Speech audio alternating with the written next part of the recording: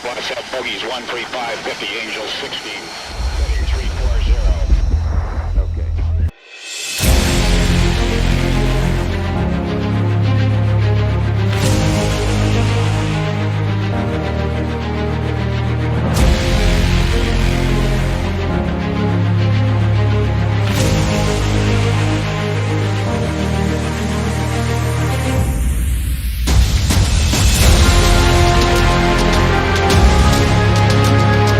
Amerika seperti diketahui memiliki konsep yang dikenal sebagai Prom Global Strike atau PGS, sebuah sistem yang akan memungkinkan Washington untuk melakukan serangan udara presisi non-nuklir ke titik manapun dalam waktu kurang dari 1 jam.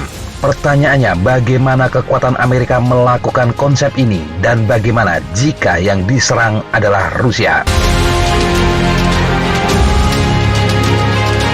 Analis pertahanan Rusia Konstantin Sivkov dalam analisisnya yang pernah diterbitkan surat kabar online independen Swobodnaya Pers mengatakan jika mengacu pada konsepnya PGS memang akan sangat berbahaya bagi seluruh negara di dunia. Menurutnya, inti dari ide ini karena senjata presisi konvensional dapat membuat kerusakan yang sebanding dengan kekuatan senjata nuklir. Oleh karena itu, jika Washington menggunakannya, maka bisa menjadikan musuh bertekuk lutut kepada mereka. Pada intinya, menurut Sivkov, sistem tempur ini diciptakan lengkap dan terdiri dari komponen serangan yang juga memerlukan subsistem termasuk pengintaian dan pengawasan, komando dan posting komunikasi, serta sistem jamming. Senjata-senjata yang digunakan di bawah konsep ini akan mencakup rudal balistik berbasis darat dan laut, serta senjata rudal jarak jauh baik yang diluncurkan dari laut maupun darat dan udara. Dalam jangka panjang, rudal hipersonik dan platform berbasis ruang angkasa pasti akan digunakan dalam strategi ini. Sivkov mencatat bahwa rudal balistik saat ini menjadi kandidat paling mungkin untuk memenuhi persyaratan yang ditetapkan oleh konsep Prom Global Strike. Mereka menyediakan kemampuan untuk penghancuran target nilai tinggi dengan akurasi CEP 100 hingga 150 meter. Sementara waktu pengiriman yang tidak lebih dari 30 hingga 40 menit dan kecepatan tinggi hulu ledak di daerah sasaran memungkinkan mereka untuk menghancurkan benda-benda yang terkubur di bawah tanah. Kekuatan lemparan hingga 3,5 ton memungkinkan untuk penggunaan berbagai jenis hulu ledak. Namun ada sejumlah isu yang membuat penggunaan rudal balistik konvensional menghadapi sejumlah masalah. Ahli ini mengingatkan sistem pertahanan rudal Rusia dapat mengklasifikasikan peluncuran sekelompok rudal tersebut dan untuk menjamin penghancuran satu objek membutuhkan setidaknya 2 hingga 3 rudal balistik. Dan seperti serangan nuklir, ini mengarah ke serangan nuklir balasan. Isu yang kedua, perjanjian START telah membatasi jumlah rudal balistik yang dimiliki dan tidak membedakan antara senjata nuklir dan konvensional. Dengan kata lain, melengkapi rudal balistik berbasis darat dan laut dengan hulu ledak konvensional hanya dapat dilakukan dengan jumlah terbatas sesuai yang disepakati. Oleh karena itu, komponen penting lain dari Prom Global Strike adalah rudal hipersonik yang diharapkan mampu melakukan penerbangan pada kecepatan 6.500 hingga 7.500 km per jam. Namun tes ini belum menghasilkan hasil yang diharapkan. Meski hampir pasti tidak bisa dibantah cepat atau lambat Amerika akan menguasai teknologi tersebut. Ini hanya masalah waktu. Lalu berapa rudal yang bisa digunakan Amerika? Dalam hubungan ini, Sivkov mengatakan Amerika mungkin dalam jangka menengah mengandalkan sebagian besar pada rudal jelajah yang diluncurkan dari laut dan udara seperti Tomahawk. Angkatan Laut Amerika juga memiliki rudal jelajah laut atau SLCM dengan jangkauan hingga 1.600 km. Rudal ini menggunakan hulu ledak 340 hingga 400 kg dengan akurasi antara 5 hingga 10 meter. Senjata-senjata ini dapat diluncurkan dari semua kapal modern dan kapal selam di gudang Amerika.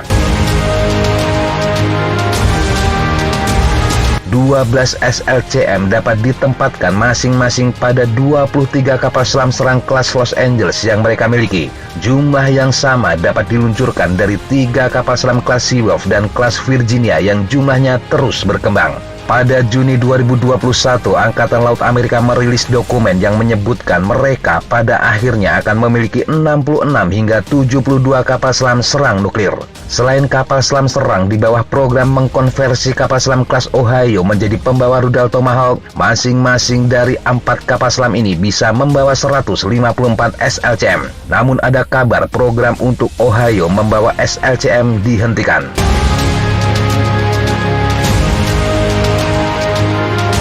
Perusak kelas Arleigh Burke yang jumlahnya terus berkembang dan penjelajah kelas Ticonderoga juga akan dilengkapi dengan rudal ini. Lebih dari 64 kelas Arleigh Burke dan 22 kapal penjelajah kelas Ticonderoga dimiliki US Navy. Arleigh Burke membawa 96 sel VLS Mark 41, sementara Ticonderoga 122 tabung. Dalam catatan Sivkov, saat ini armada permukaan Amerika secara teoritis dapat membawa total 4.000 rudal jelajah yang diluncurkan dari kapal permukaan, ditambah 1.000 lainnya dari kapal selam. Namun jika bicara secara realistis mengingat kebutuhan untuk menggunakan bagian dari armada permukaan untuk keperluan lain serta tingkat kesiapan operasional kapal dan kapal selam, Angkatan Laut Amerika Serikat kemungkinan hanya bisa menyebarkan tidak lebih dari 2.500 hingga 3.000 SLCM pada satu waktu. Selain Angkatan Laut, pembom strategis jarak jauh Amerika juga dilengkapi dengan rudal jelajah jarak jauh. Saat ini Angkatan Udara Amerika dilengkapi dengan sekitar 130 pembom strategis yang mampu mengerahkan sekitar 1.200 rudal jelajah yang diluncurkan dari pesawat atau ALCM. Dengan demikian, secara total semua rudal jelajah baik yang diluncurkan dari laut dan udara mencapai 3.700 hingga 4.200 rudal.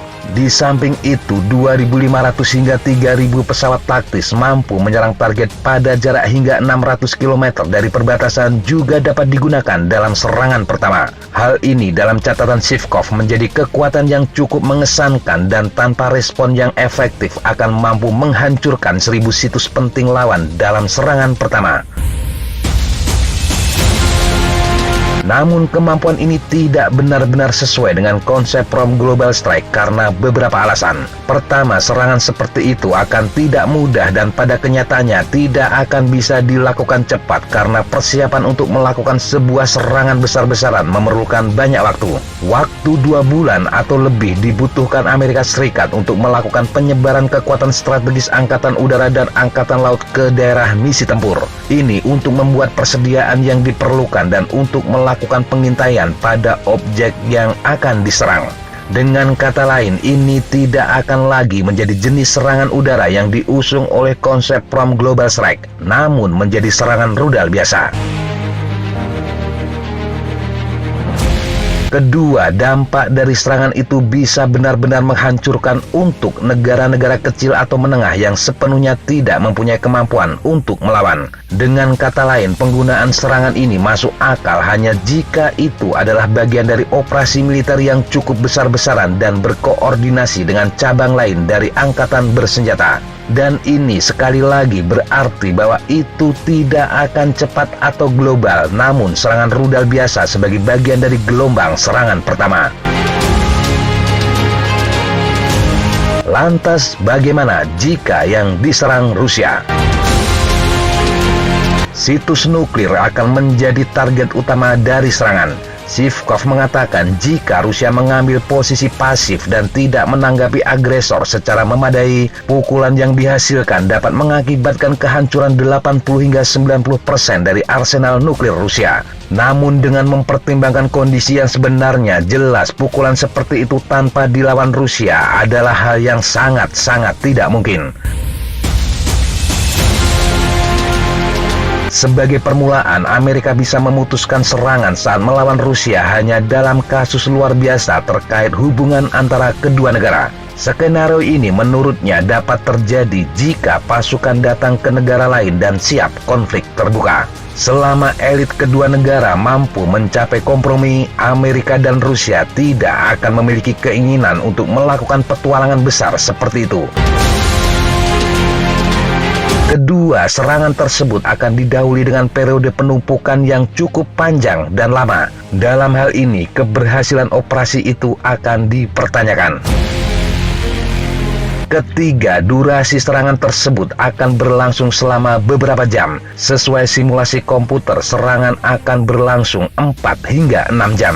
Ini berarti bahwa setelah 20 hingga 30 menit serangan pertama, ketika pemimpin Rusia menyadari skala agresi, keputusan tentang serangan nuklir balasan dapat dibuat. Ketika kekuatan nuklir masih ada, serangan konvensional Amerika berarti memprovokasi serangan nuklir balasan. Pada saat yang sama, Zhivkov memperingatkan gambaran yang sama sekali berbeda jika berbicara tentang serangan terhadap fasilitas penting dengan senjata yang relatif terbatas. Dalam hal ini, persiapan jangka panjang tidak akan diperlukan. Serangan itu dapat dibuat oleh pasukan siap tempur segera setelah menerima perintah. Serangan seperti ini bisa dilakukan dengan tiba-tiba, tidak hanya secara operasional atau strategis, tetapi juga taktik. Hal ini karena penerbangan ke target dengan sejumlah rudal jelajah dapat dilakukan pada ketinggian rendah atau sangat rendah di luar deteksi sistem pengamatan berbasis darat. Namun lagi-lagi serangan dengan cepat, kejutan, dan global yang berlangsung hingga 60 menit sesuai konsep From Global Strike hanya dapat dicapai jika kelompok Angkatan Laut dan Angkatan Udara Amerika hadir di daerah perang. Ini berarti akan ada respon yang cepat untuk setiap ancaman yang muncul. Amerika saat ini hanya mampu mempekerjakan pasukan yang sangat terbatas, mungkin hanya beberapa lusin rudal jelajah jarak jauh. Kekuatan ini dapat merusak atau menghancurkan 1 hingga 2 fasilitas besar atau menengah, atau 2 hingga 3 kantor administrasi militer atau negara, atau 1 hingga 2 area seperti kamp pelatihan, atau 1 hingga 2 pusat penelitian. Dengan kata lain, menurut Zhivkov, untuk saat ini hingga jangka menengah, konsep From Global Strike hanya akan mampu mengalahkan ancaman lokal seperti menghilangkan pemimpin politik, menghancurkan organisasi yang telah diberi label sebagai teroris, atau penghancuran kemampuan negara untuk melaksanakan program yang dianggap sebagai ancaman bagi keamanan nasional Amerika dan sejenisnya. Untuk melawan negara sekelas Rusia, From Global Strike kemungkinan besar akan mandul alias tidak efektif serta mengundang resiko pembalasan yang tidak kalah kejam. Demikian sahabat Jejak Tapa, informasi yang bisa kita sampaikan untuk kesempatan kali ini. Sampai jumpa di kesempatan yang berbeda. Tetap kunjungi kami di www.jejaktapa.com dan www.flightjournal.com. Tetap semangat dan jaga kesehatan. Salam, fly like an eagle, fight like a falcon.